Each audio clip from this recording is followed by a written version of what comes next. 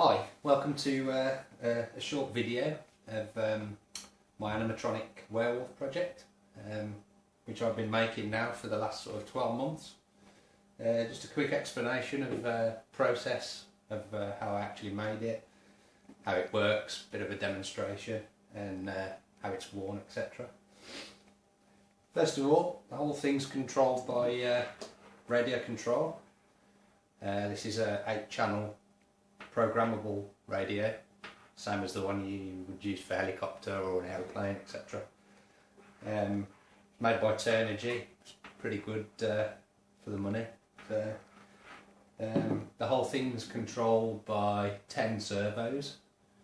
So you've got 2 servos up here controlling the eyebrows, 2 servos controlling the side lip lifters. There's a servo in the snout which lifts up the nose, front lip.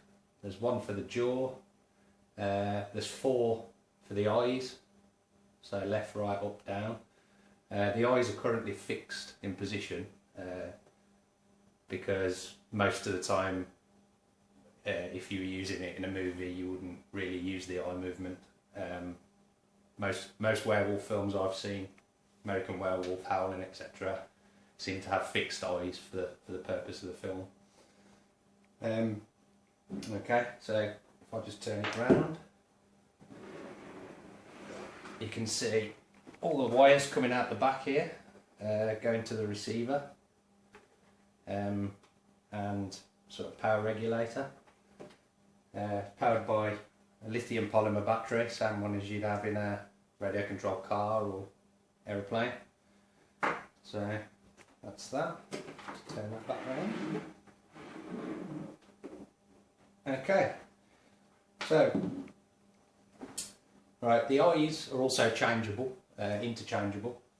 I make the eyes myself. They're acrylic resin, airbrushed. So there's a few examples here that you could swap them with. So it's more human blue, no human sort of green. It's more of a sort of a zombie looking eye really. Obviously you could make any type of eye really for it. So they're interchangeable, they're just screw on, so quite simple.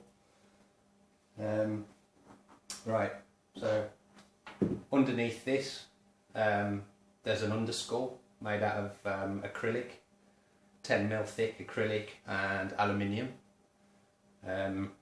That's all screwed together. Basically did a cardboard template of all the parts and then cut them out of alloy and acrylic. And then all the servos are connected up inside, push rod mechanisms, etc. So then I had to go about making the skin. The skin is actually made out of platinum silicone, smooth on dragon skin to be precise, which is really quite soft and supple, feels and moves like real skin. So I had to sculpt a clay version of the underskull, if you like, to the same dimensions, and then I made a negative mould, which is this right here.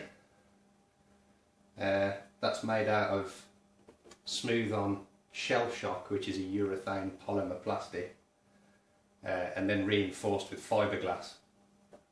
And then I did the pour of the silicon inside there, actually thickened the silicon so I could actually brush it on, so that it didn't sag while it was setting.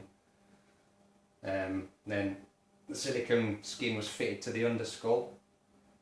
Actually had to use screws embedded in the silicone because, as a lot of you may know, nothing sticks to silicone apart from silicone, so there's no way of actually gluing the silicone to the frame. So it was screwed on in various places and then covered up. The screws were covered up by liquid silicone afterwards. Then I went and airbrushed it. Again, you have to use specific paint. I use Psycho paint from Smooth On again, with their silicone pigment colouring, thinned down with Novox, which is a silicone thinner. so I could airbrush it. The teeth are cast out of resin and gums, and then I airbrush those and basically give them a coat of crystal clear acrylic to make them shiny and to seal the paint, so they look quite realistic. Okay, then the hair is actually hand punched. Each individual hair, I actually hand punched each one, which was pretty time consuming, to be honest. There's probably at least 10,000 hairs on this. So a lot of the fine hair that you see, like on the ears, the top of the head, the chin, around here, that's a false crepe hair. And then the bulk of the hair, whiskers, all this here is actually horse hair.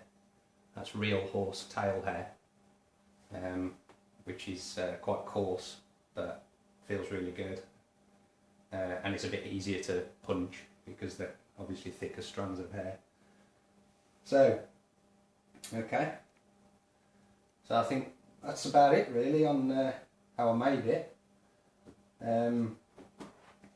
So let's do a little demonstration of all the different movements. So if I just move the camera in closer.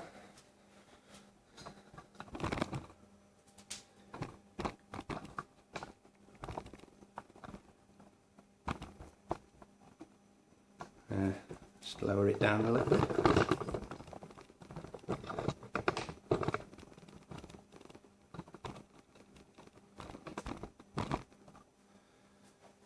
Okay, should be able to see that. I'll just turn it around a little bit. Okay. Right, so switch on the transmitter. Plug in the battery. Okay. So first of all, should be able to just about see this on here, but there's a eyebrows in and out movement on there. Two paddles inside there pushing the skin in and out on the eyebrows. You can see it probably better from that angle. That's the eyebrows, and then another movement here is the side lip lifters, which lift up the snout, the sides. So just move that around, you can see it better. That lifts up the side lips, both sides. There's two servos controlling those, one each side. And then here you got the front lip and nose lifter. So a combination of that and the side lips gives it a good snarl. And then again the eyebrows at the same time.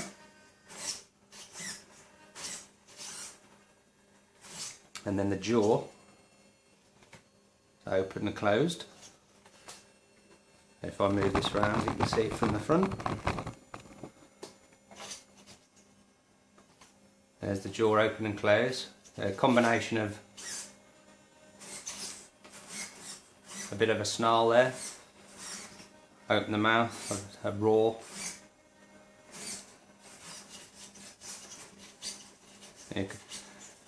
You can actually move them all separately, so you can do good combinations of movements. So you could actually get it to almost look like it's talking.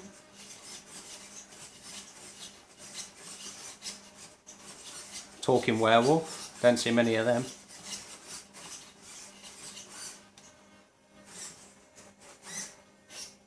So yeah, that's all the movements apart from the eyes, as the eyes are currently disconnected. But generally you don't actually get eye movement, like I said. As a werewolf, always going to be, when it's attacking, it's always going to be facing and looking at you. So yeah, just a quick demo from the side view there.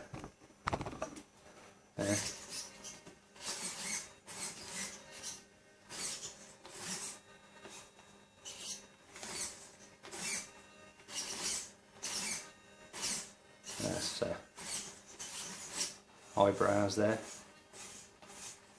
side lip lifters, nose and jaw.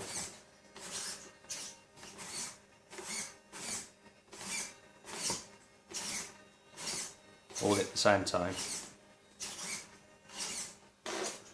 So pull this back here.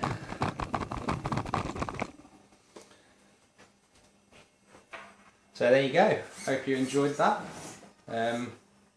My next little modification on this is to actually get some ear mechanism in there, so you can actually move the ears backwards and forwards. As I think that's quite important on a canine beast, as obviously the dogs move their ears quite a lot to communicate. So I think that would be quite cool.